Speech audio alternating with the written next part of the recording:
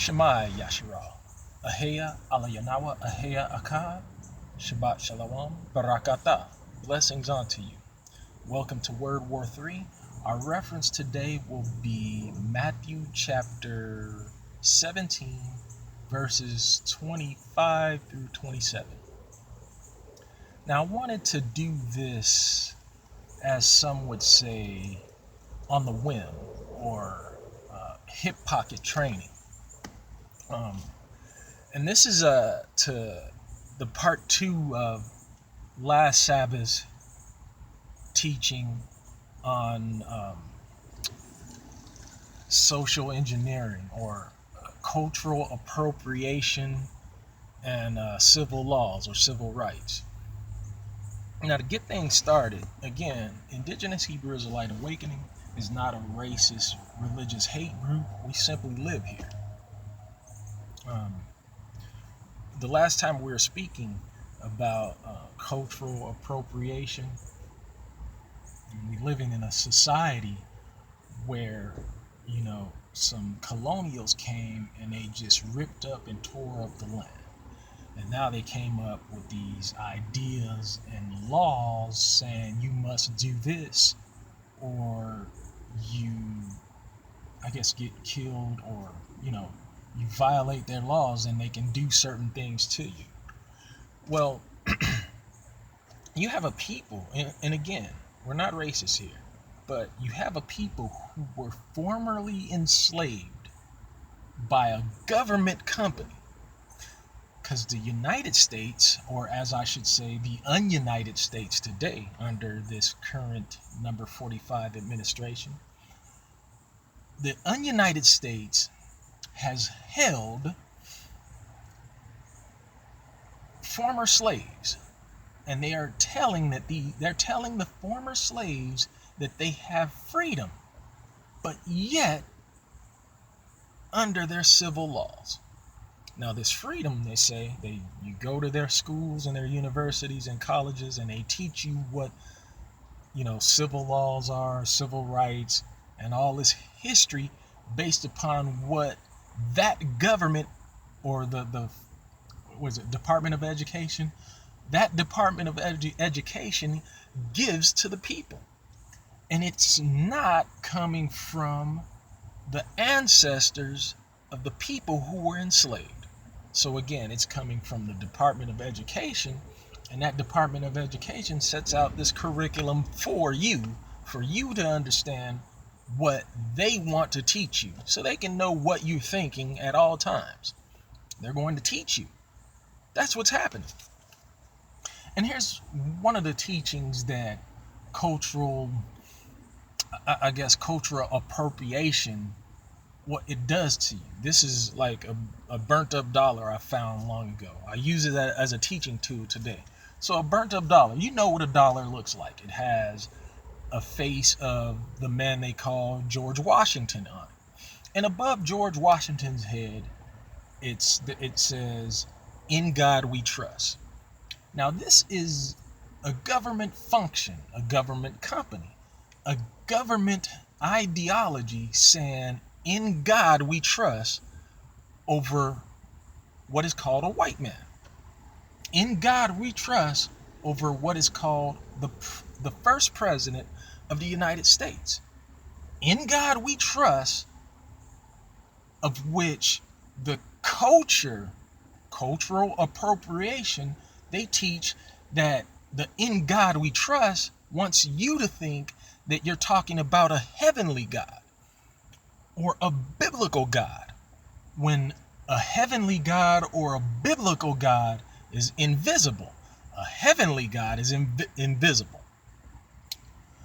And the biblical God, which has made a law to those ancient Hebrew Israelites to never to make an image of him.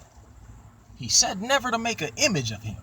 And it goes on to say in those 613 laws that are in Holy Scripture, untranslated Holy Scripture, it says, do not even speak the name of other gods. Now,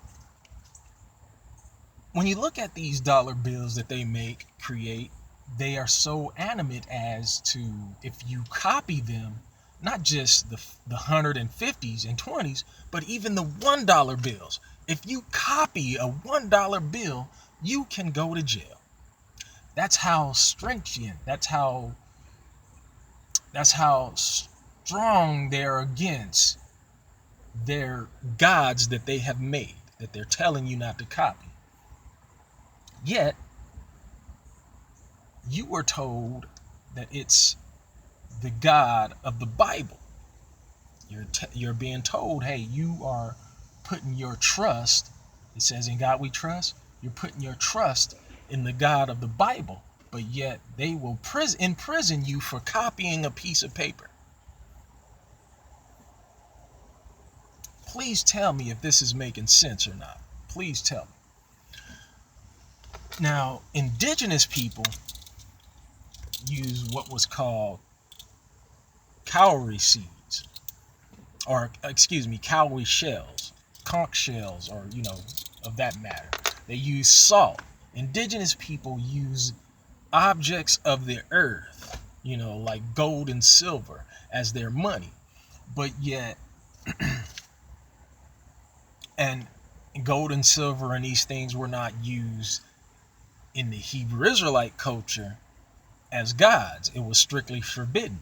But yet, we live in a society that's telling you to go and vote in the next election for some people who've created this this cultural awareness of worshiping a god of money with the picture of someone else's ancestors on it, telling you that you have been freed from all of your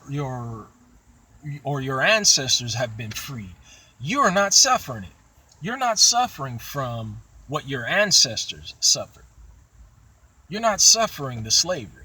But yet, if you have an ethno-religion, which Hebrew Israelite or Hebrewisms is, or if you're a Native American, which is an ethnocentric ideology, or let's say Puerto Rico, they don't vote in presidential elections, but yet they have their own culture on that island, and some of the other territories that are in the Pacific Ocean, they have compact agreements, but they practice their own ethnic culture under the United States. But again, they have put these types of intrinsic, non-monetary items in your face to say that, hey, they have worth in them. And if you copy it, then you can go to prison by their civil laws, by the laws that they have created. When you have your own laws, this right here is a law. It is considered a law. The Holy Bible. The Holy Bible is considered a law. But again, you're being told to focus on a law that is created by human trafficking, murdering, lying, racist thieves. And that's the foundation of this government. Again, they're telling you to focus on their laws. Now just think about that. You descendants of former slaves. You have these other cultures that are participating outside of this government that's telling you to worship false gods. They have their own culture. But then they tell you that you must obey the civil rights. And again, they put you in these schools and they tell you that your ancestors fought for civil rights. Civil rights didn't exist during the beginning of slavery. Civil rights didn't exist. Your ancestors fought for human rights. Marcus Garvey said it. Malcolm X said it. Dr. King said it. His wife Coretta Scott King said it. They have been fighting for the right to exist. Not a right that is created by a group of people who can say, hey, get on our merry-go-round and we're going to create these laws. And as soon as we don't like the laws that we've created, we're going to stop it real fast and so you can fly off. This is what's being practiced every day. So you're going to go to their voting booth and you're going to vote for some civil rights or whatever rights that they have created for you to say, hey, I want to vote for this. And you're actually applying yourself back into the civil category of being a servant, a civil category of being a subservient to some laws that they have created, that they can put you on a merry-go-round once again and say, hey, we created these laws, just like the Pope did with the papal bulls to go, kill all the indigenous people who weren't Catholic. We create these civil laws to say, yeah, we're going to do this for a while. And as soon as that while is finished, they can destroy that law. That's what happened with the Civil Rights Act, Section 4B. They said, oh, okay, well, we're no longer racist anymore. We're going to take that portion out. And now you see the entire United States, you see racism in your face. You're seeing it in your face every day. Yes, they said that they got rid of racism, but you're seeing it every day in your face. Makes no sense. Makes absolutely no sense at all. My point with this hip pocket training today, primarily to tell the people, and not just you so-called Afro-Asiatic or you Negroes, not just you Negroes, but everybody on the planet. Everybody on the planet has their own culture, and every culture has their own ancestors. And if the so-called Afro-Americans cannot participate in the ideology of their own ancestors, and they're forced to believe that voting and getting counted on a census is what's best for them, if they're getting counted by voting practices and a census is what's best for them, just know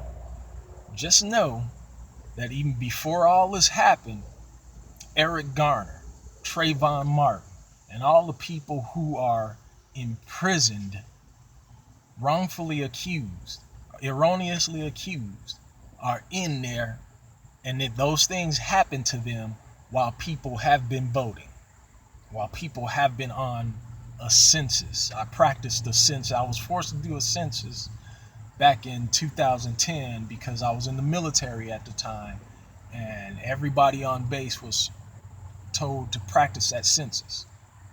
Put your names down on there as a census. So again, they're counting people. And what happens when you count people? What happens when you know exactly how many people are in an area?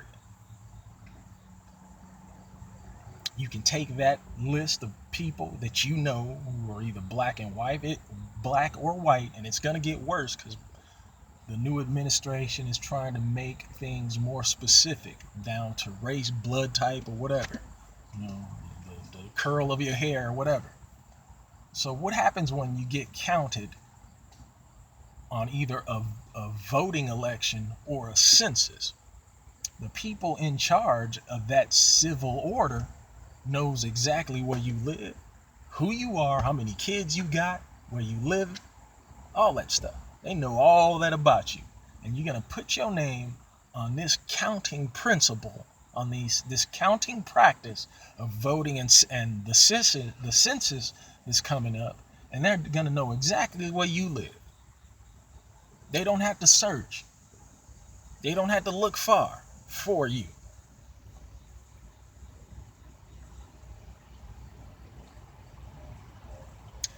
It pains me, again, it pains me to see the so-called African Americans out there saying that they must vote in this next election, that they must get counted on a census, that they must be counted or apply themselves to a government that's actively killing them, that's saying, oh, okay, you have these civil liberties, and they go out and they kill those people who are actually saying, hey, give us freedom. That makes no sense. Makes no sense whatsoever. Jesus Christ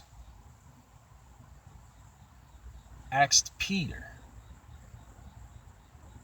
who do the kings of the earth take a tax from? Do they take it from their children, or do they take it from strangers? Do you know who President number 45 is? Have you ever met him? Sat in his, audience? They have no, that government function, that company has nothing to do with the regular people. Although they get on TV and tell you they do, you probably never met them. And you probably will never, ever meet them in your life. But they're taking taxes from you. And they're hoping that you go and vote in their counting system, so that when you do, they know exactly where you are, so they can do you some harm. Why? Because you were speeding, or because you got a broken tail light, or because you haven't fixed something on your property that they told you to fix. So they kill you.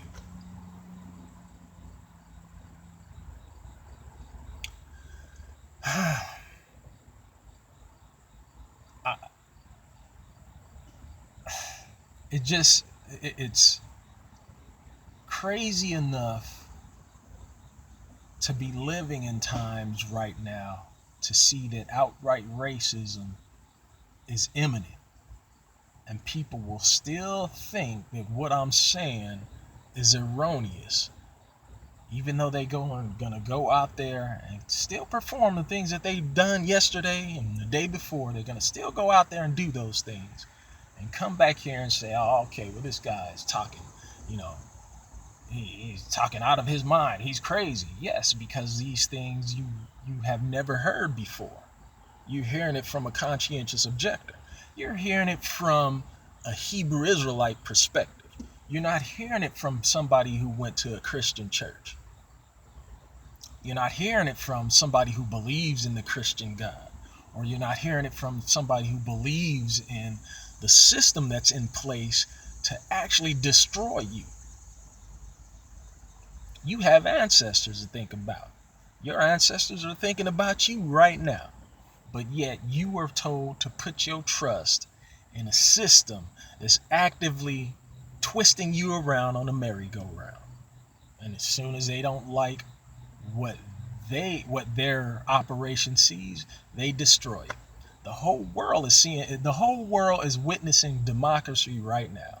You got all of the Amazon on fire because of democracy. You got Africa on fire because of democracy. You got all these places. You got China right now rioting because of democracy. You got all these places in complete craziness, going crazy because democracy has been spread across the planet in the guise of its goodness, that it will change a cultural awareness, cultural appropriation, when it's not.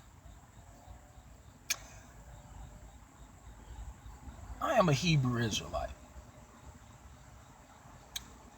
I am a minister and administrator of peace. I'm also a conscientious objector. Hebrew Israelite out.